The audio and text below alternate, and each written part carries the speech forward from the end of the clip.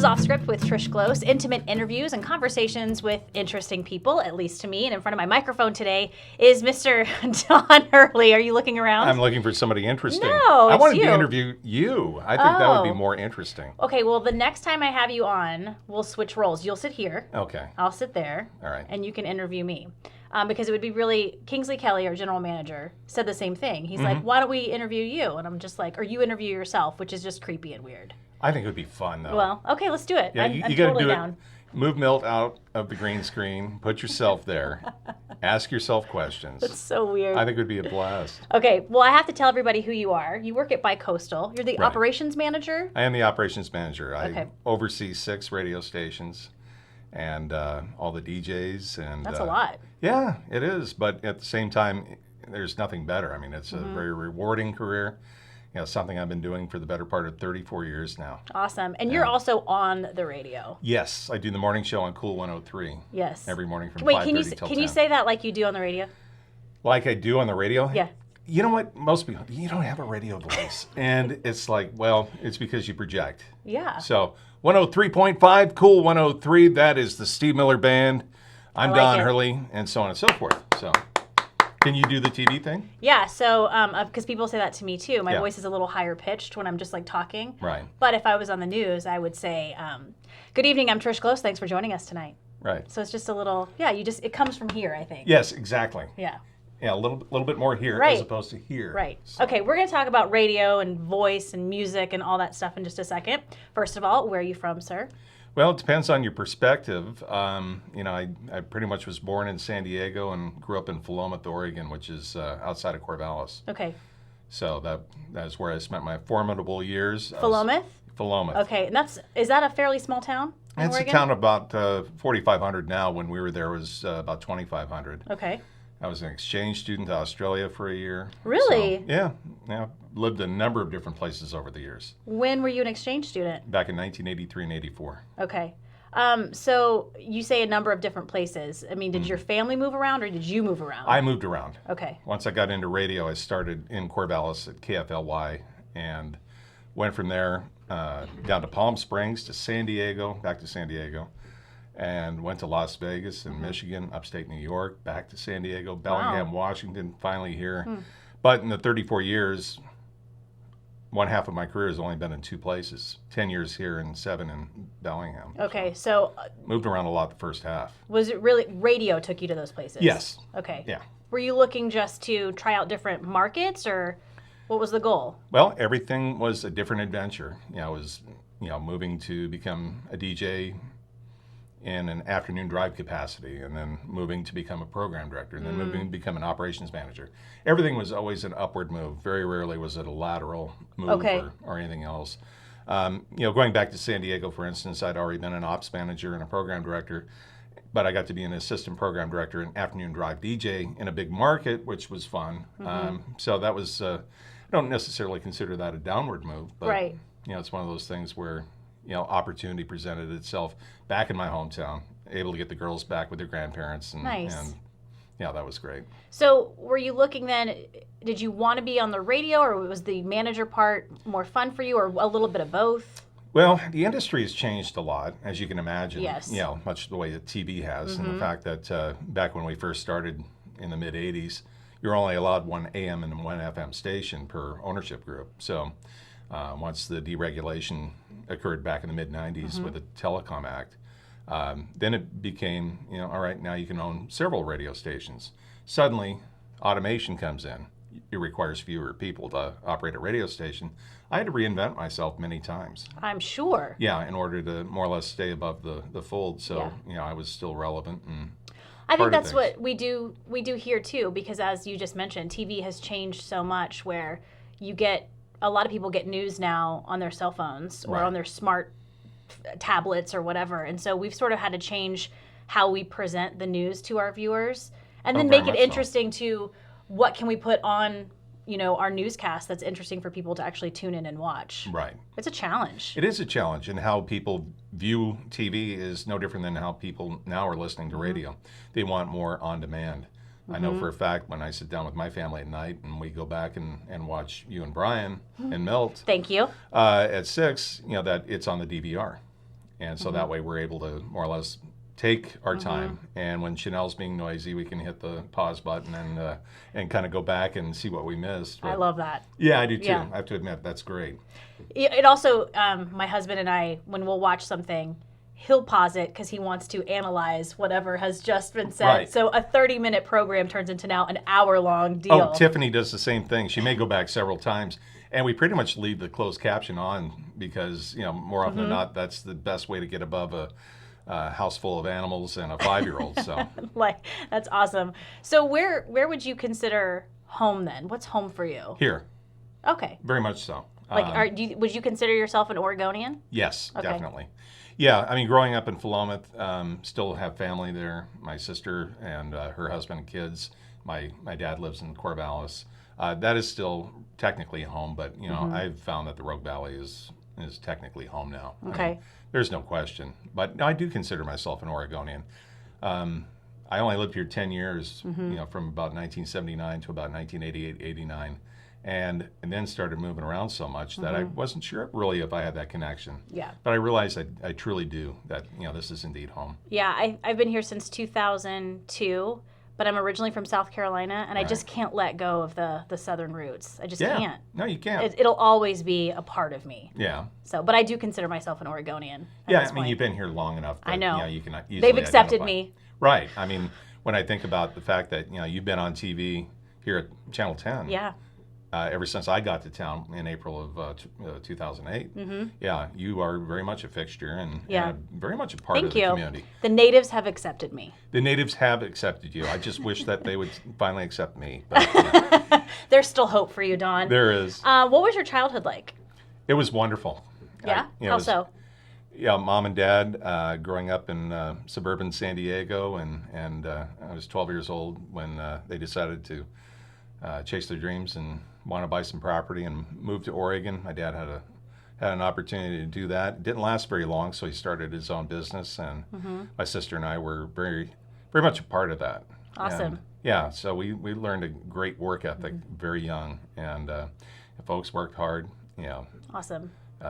School was fun, and when I look back, that's why I love the music of the 70s and 80s, because I can really say that it brings back such great memories. Oh, man. And if you had a good childhood, I've always firmly believed that the music will always help you remember those good times. Absolutely. Smells and music and food, it just kind of takes you back. Isn't that true? It's so true. And then being from San Diego, are you a ocean boy? Not necessarily. No? No. I mean, I enjoy it. I love going to the beach, and I lived in Western Australia. I used to go body surfing all the time. Right. Lived with a family that was very close to the beach for part of the year, and would accompany my host brother down where he would jog the beach while I would get out in the water. Awesome. We went back last year, and I cannot believe all the shark nets that were all around the beaches. And it's like, geez, I used to be out there with no protection. I know. It's like, wow. How old were you when you did that? I was 16 to 17. Oh, awesome. Why Australia? That's a great question, Trish. And I think, honestly, if I look back on it, it was because there was no language barrier. I didn't have any additional languages in school. So, it seemed like it was a good fit for me. And when they first said, yeah, you're going to Morley, Western Australia, there was not an internet to look it up and go, where's Morley? Never even heard of it. Right. But then I found out it's a suburb of Perth, which at the time was about just over 1 million people, and now it's just over 2 million. Okay. And wow. Big city. Yeah. Really big city. That's awesome. And you still stay in touch with the family? Yep. Yeah, I stayed with 2 families, the McFadgens as well as the Nashes, and then had a girlfriend down there and stayed in touch with her family, the Craigies. And That's so cool. Yeah, so you met someone while you were there? Yes. You were there for a year? Yeah, I was there for a year. And Tiffany took me back for my 50th birthday last year, That's which was awesome. the very first time that I'd been back. And it was wonderful, just seeing old friends and the families I stayed with. And yeah, it was remarkable. Very cool. Where'd you go to high school? Philomath, Oregon. Okay, how was that? That was great. It's a timber town, and it's I guess I have to look back at my high school years. My freshman year was the year that Oregon had its very first female quarterback. Her name was Tammy Maida. Really? Yeah, and she was the quarterback of our JV team, and they actually made a CBS made-for-TV movie starring Helen Hunt How cool! called Quarterback Princess about my freshman year, essentially.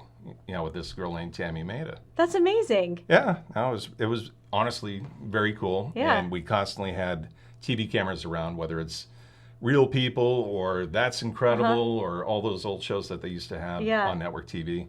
There was always somebody in town, and boy, that just would fire up the opponents. They just couldn't wait to rip through our offensive line and tackle her and try to make her look bad on TV. That's terrible. Yeah, so that was great. And the school district is also known for the Clemens Scholarship.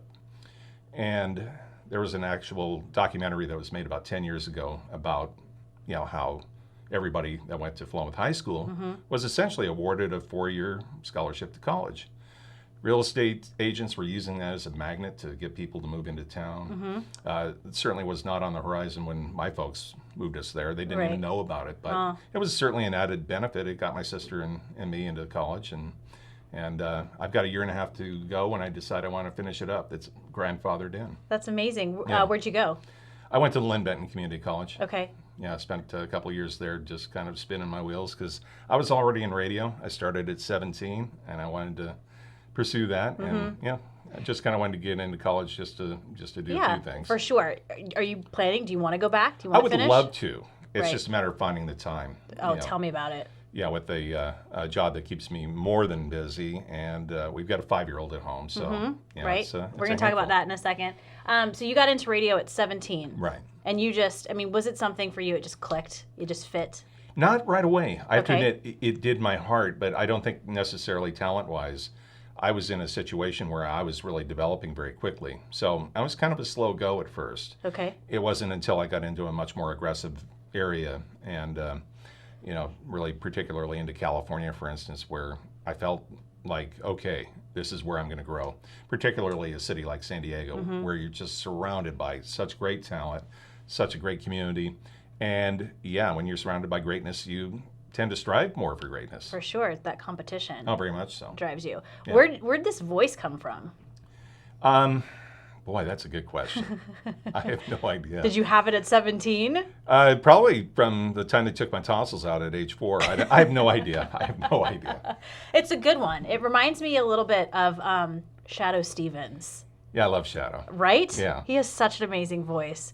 When Kevin Lawless, our old meteorologist. I love Kevin, too. Yeah, me too. When Kevin would get awful, he would get sick, and so his voice would get kind of deeper and scraggly, and I always called him Shadow Stevens. Shadow Stevens, yeah. So, no, it's a fantastic voice, and I think that's what separates a lot of people. If you don't have those good vocal tones, you're not going to be on the radio. Well, I think some people have made a career out of it. It doesn't necessarily have to be, but, I think overall, over time, you kind of develop that.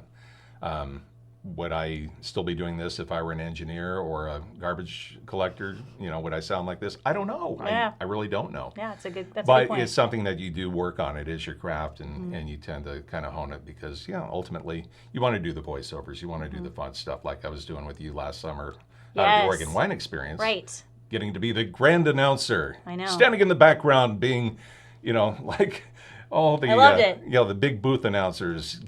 Gary Owens with my hand to my ear. Yes, exactly. But it was fun. And this year we actually get to host I know. the medal celebration together. This year for Oregon Wine Experience, you and I are going to be on stage co-MCs for the medal celebration. And it's going to be fun. I'm really looking so forward to excited. And I'm glad you're tall because I'm going to wear tall heels. Well, good. Okay, good. I am too. Oh, good. Yeah. Good. Let's just make sure they coordinate. Exactly. Please. Yeah. And you also, I think, and correct me if I'm wrong, part of you getting into radio is your love of music. Oh, very much so. And you're a big fan of, like you said, the 70s and 80s. Oh, yeah. Okay, so some of your favorite bands. Some of my favorite bands? Well, that's a good one because, my band choices tend to run so deep. Sure. From living in Australia, there were a lot of Australian bands that I really identified with when I was there. Mental as Anything and Divinals and Ice House and INXS and things like that. But I think growing up, I was kind of I wasn't really a closet metalhead. I was a metalhead, but it was Judas Priest and Scorpions and all the fun stuff from the early 80s. That was pretty mainstream back then, Def Leppard and so on. But over time, I really picked up a big R&B taste, and I pretty much love everything. And right now, as we get ready for Brit, Cool 103 this year is bringing in the Happy Together tour, which is all the iconic late 60s Yes. American artists like Chuck Negron at Three Dog Night, The Association, Flo and Eddie of the Turtles, and so on. So I'm kind of going back and rediscovering a lot of that. But, if you ask my wife, our favorite is Pink Martini. We actually moved our Yes. wedding day in time around Pink Martini back in 2009. Just simply because we had to go to that show. So we made our wedding earlier in the day. Wow, that is dedication. So musical, when it comes down to it, I love pretty much everything. Yeah, I'll agree with you there. And then, I don't know if I was just going to ask you this question. Have you seen High Fidelity?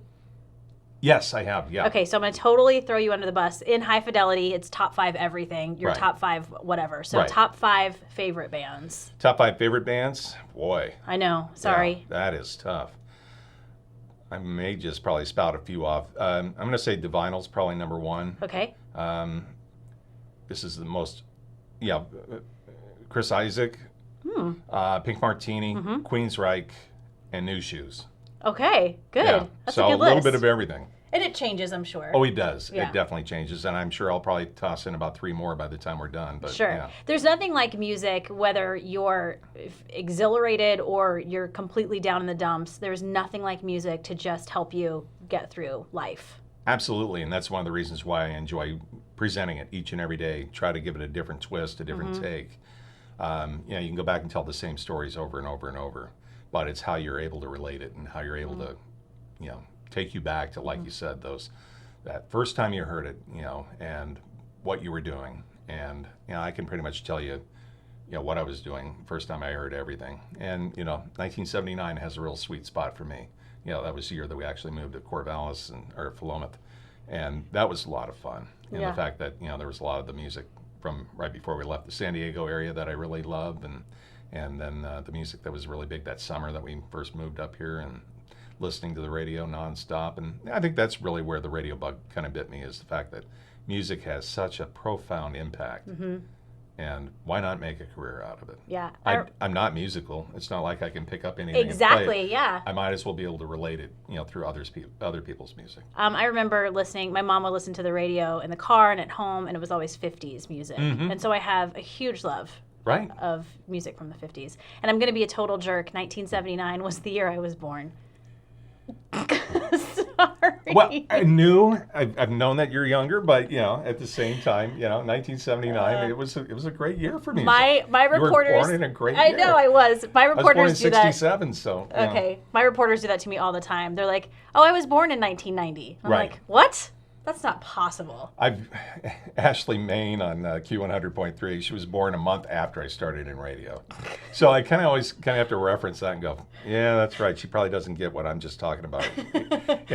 No wonder her head's down in the meetings. She doesn't understand. Right. Some of us old farts. Sorry, Ashley. Yeah. I'm with you.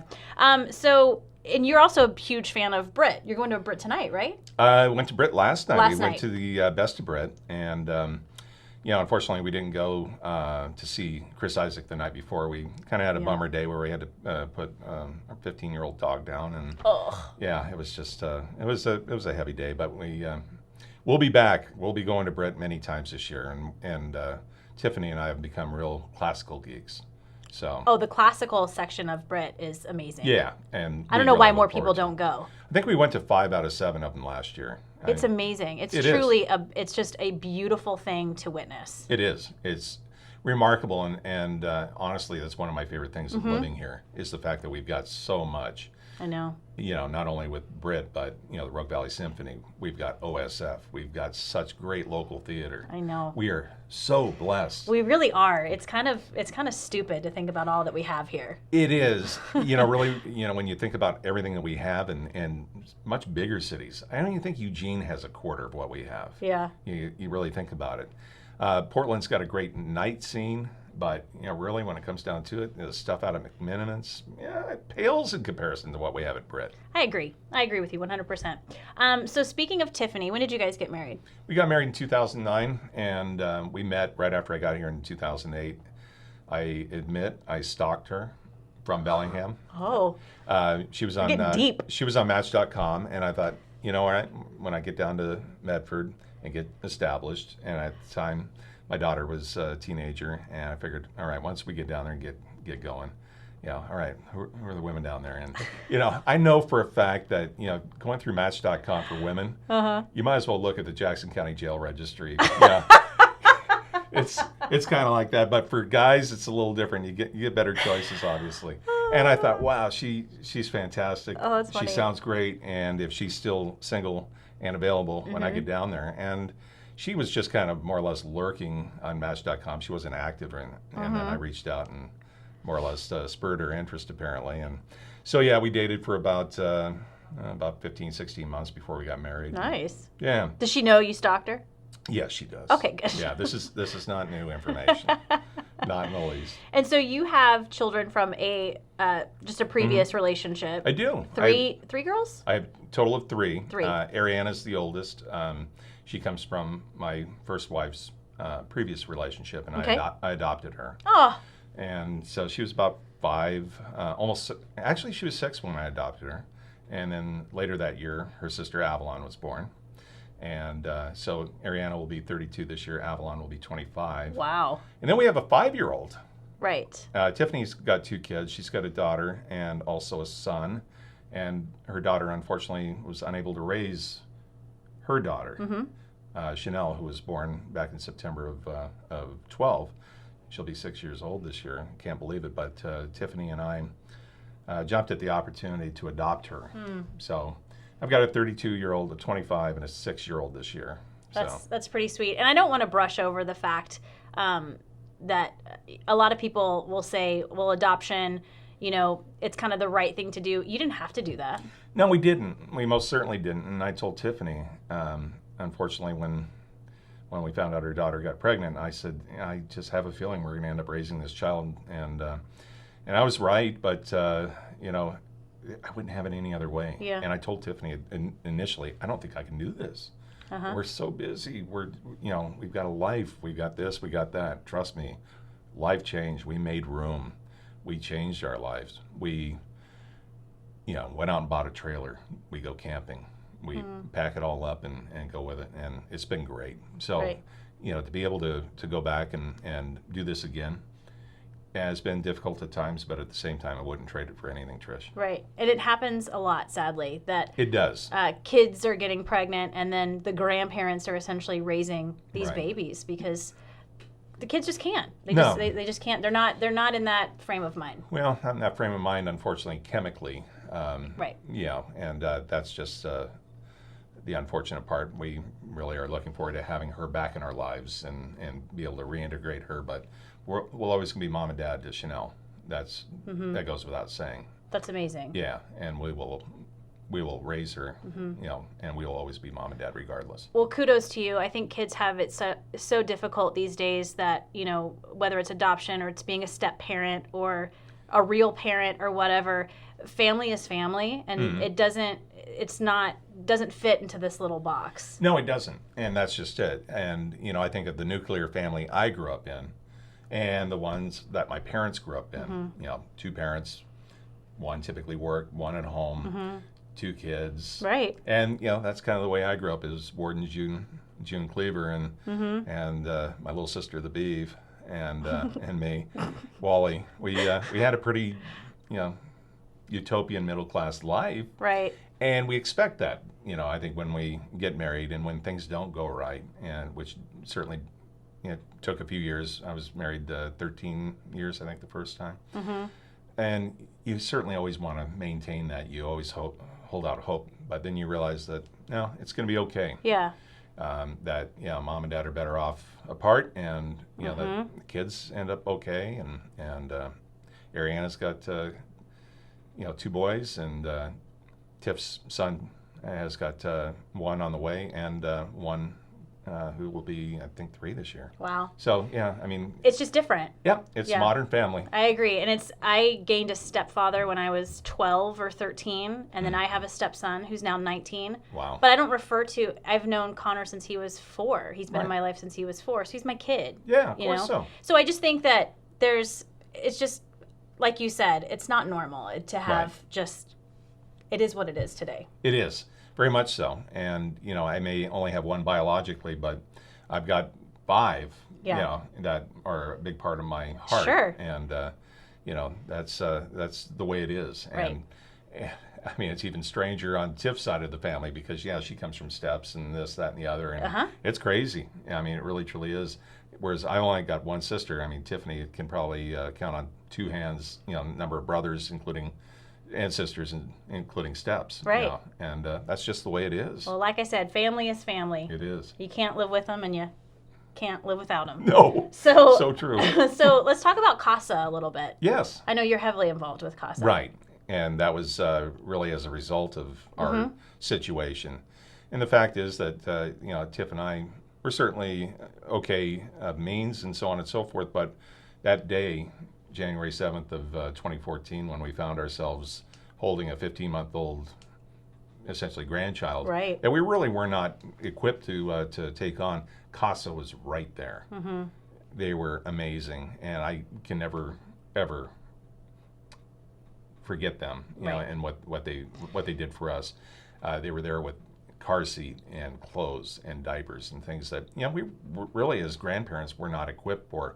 We were okay for overnight stays and so on and so forth, but here we are, and it wasn't going to change. We knew that, and they afforded us the ability at least to get to the weekend so we can get to Walmart and Costco and get the things that we needed to.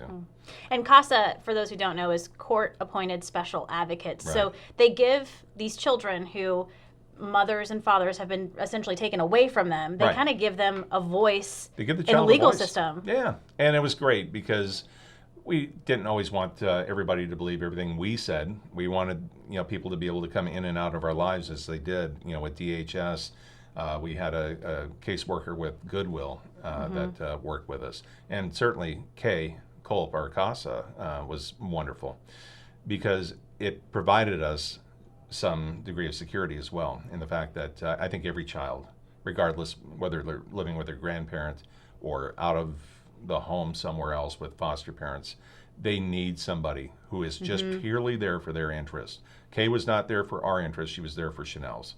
We became very close with Kay as a result because, we have a fairly normal home. Right. And Kay didn't really find anything obviously too alarming about our home, but at the same time, it was great to know that Chanel had that voice. And that's what I really loved about CASA, and that's one of the reasons why I continue to champion their cause. Well, and if we think about it, it only helps the community in the long run if we take care of these children now. Right, and that's just it. I think you look back on how things used to be handled, and probably not much different than they've been handled at the international border, where kids were, taken away from their parents for an indefinite period of time. It could be a period of hours, or right. it could be weeks, months, even longer. That nobody really had the child's interest at heart, and there really wasn't a checks and balances system the way that CASA provides. Right, and CASA's always looking for volunteers. Just want to plug them. Very much so. If anyone is interested, all you have to do is give them a call, and if you want to be a volunteer, if you want to be an advocate for Right. CASA. Yeah, So. and they're wonderful. They do the training. You're able to work with a number of different kids, or just one individually if you'd like. Yeah. But you are a voice not only for the child in the home, but in the courts and things like that as well. I can't think of an organization that I really truly treasure Right. and hold deeply in my heart. Those advocates get special kudos in the universe. Yes. They have good karma. They do. And I'm also going to throw a plug out. A board member with the ARC of Jackson County, so working with the intellectually and developmentally disabled, hosting the Live to Dance with the ARC Stars for many years, and Nice. and things like that. So, it's like you. We're always out there. We're always involved with our community, and every time I turn around, I see you up on stage. Every time you turn around, I'm somewhere. You're somewhere, exactly. Yeah. I like it, though. I That's do good. too. I enjoy doing that, and I feel honored that I'm reached out to, and that people want me to host their events, as I'm sure you do. It's super flattering. Yeah, It's like, really? Yeah, it really is. Yeah. I'm always touched. So we're going to wrap up in a second and get to the final three. First, tell everybody when they can listen to you on the radio. I am on Monday through Friday from 5:30 till 10 on Cool 103, which is 103.5 in Medford, 100.7 in Grants Pass, 104.3 in Ashland, and of course worldwide at cool1035.com. I've said that a few times. Worldwide. Yeah, you bet, the World Wide Web. How can I? Oh wait, we are worldwide too. Yeah, you guys are worldwide. KTV. We can stream. You can stream KTVL, our newscast, on the World Wide Web. Yeah, I've got it right there. He's got the app. It's right next to Cool 103's app. Thank you. I like that. Yeah. So anyway, and I'm also on Saturday afternoon. I host the 80s show, which is called the Cool Awesome 80s Mixtape.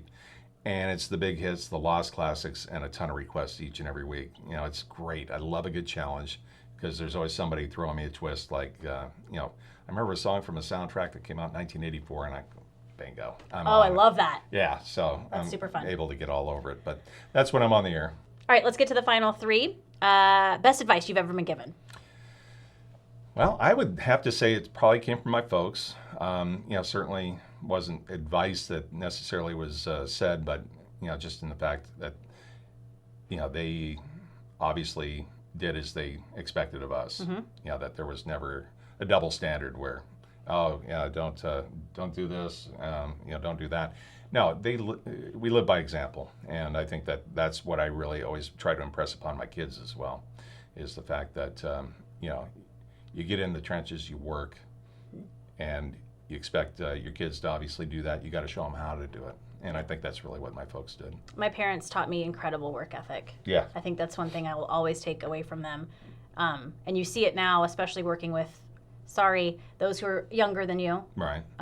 Just work ethic is different. It is. It's incredibly different. And, eventually I think they'll get it. But, I do see a lot of that from time to time where, and then there are times that there are people that really just blow you out of the water. And I think they probably said that about my generation and your generation, too. Mm-hmm. Notice how I didn't lump us together. There is still 12 years. But yeah. Thanks. Yeah, but no, we come from different times, though. Mm-hmm. I really do think that Generation X, did learn a few good things. And they're teaching us stuff. Yeah. Oh, and I'm learning each and every day. Yep. Trust me. So thanks, Generation X. Yeah. Yeah, and you millennials, thank you. If you ever left this place, Southern Oregon, what would bring you back here? What would you miss the most? I would definitely miss, as everybody says to this question, the people, but I would really miss the arts. I really, truly believe that we've got such a wonderful community and such a community that supports the arts like none other, whether it's OSF or particularly Brit. Mm-hmm. Brit holds such a special place in my heart. And, I can't imagine being somewhere without these sort of things. Yeah. Having a symphony orchestra, having world-class arts. You just don't find that in a community like this. I mean, geographically, we're, about 220,000 people in the metro, but, here in a nice 80,000 person town, you don't get that sort of stuff. Yeah. We're so lucky. Yeah, theater, too. Yeah, live theater, you bet. It's community amazing. Theater is great. All right, if you were given a last meal and a last drink, what would that be? Well, I'd eat like I was going to the chair. That's for sure. But I have to admit, Trish, that's a good question because I think my favorite food is probably the post-Thanksgiving turkey sandwich. Oh, yes. On really good white bread. Mayonnaise? Mayo, salt, pepper, turkey. My mom's stuffing. My mom's been gone for nearly 10 years. If there's one thing that I wish, my sister does a pretty good job of it. But if there's one thing I think I probably missed the most about Mom's cooking was that stuffing. It was amazing. And then my grandmother's, we call it cranberry relish that goes on top. Yum. Slap that together and... I'm drooling. Yeah. That sounds amazing. Yeah, I think that would probably be it. And your drink? It would be a white. Okay. An Umpqua 1%. Milk, of course. But no... if I were to choose an alcoholic beverage. You almost had me. You almost had me. Yeah, because you're always thinking wine. What? Yeah. I am. Yeah, and no, I do enjoy wines, and boy, we had a lot of them last night at Brit. It just tasted so many great ones. But if I'm pouring something, it would probably be bourbon. Okay. Yeah. Straight, rocks, neat. Yeah. I don't know what any of those terms mean, but well, yeah, and you're always posting on Instagram and Facebook, what Chuck's making for you. And my bartender. Yeah, and boy, I'm jealous because I just end up dumping Diet Pepsi in there. So. I know, and I commented on that. Yes, you did. So yeah, you felt bad for me. I love it. Now I want turkey dinner now. Doesn't that sound great? Yeah. Speaking of stuffing, isn't that funny though? How that's a food that always takes me back to being 8 years old. Totally. It's funny that you hate it when you're 7. Yeah. And then all of a sudden there's that... You can't live without it. Moment where, you just got to have it. But yeah, love it. growing up in a good family, with people that know how to cook, and yeah, it really does make a difference. It totally makes a difference. Yeah. Don Hurley, this was so fun. I've had a ball. Thank you very much. Will you come back? Yes, I will, to interview you, because Okay. I think the world needs to know Trish Glose. Oh boy, I don't know if they're ready. No, I'm just kidding. Oh, I think they are. You're ready. No, I want you to come back. I want to talk about Australia. Oh yeah, I'd love to. I want to talk about all the places that you've lived. So yeah, I'm gonna have you back. But you've got so many more interesting people to get through. I feel so fortunate that I'm one of the very first ones. I mean, what am I, number 11 or 12? You're or 11. something? This is episode 11. Yeah, and I'm always so blown away by the people you get in here. You had, Rosemary Harrington and Brad Hicks, and you've had Gemini in already, and Liz Wan's been here, and I'm just always blown away by all these great people, and it's like, I'm so honored. There's so many other great people to talk to. I think you're pretty great. Well, so. I think you are too. We are members of each other's mutual admiration. Yes, we are. So, yeah. All right. Well, if you're listening to this podcast on iTunes and you like it, please subscribe, rate, and review. It helps other people find us. We're also on Google Play now, by the way. Check out the video portion of this podcast at ktvl.com. Just click on features and then off script. Don Hurley, once again, thank you so much. Thank you, Trish.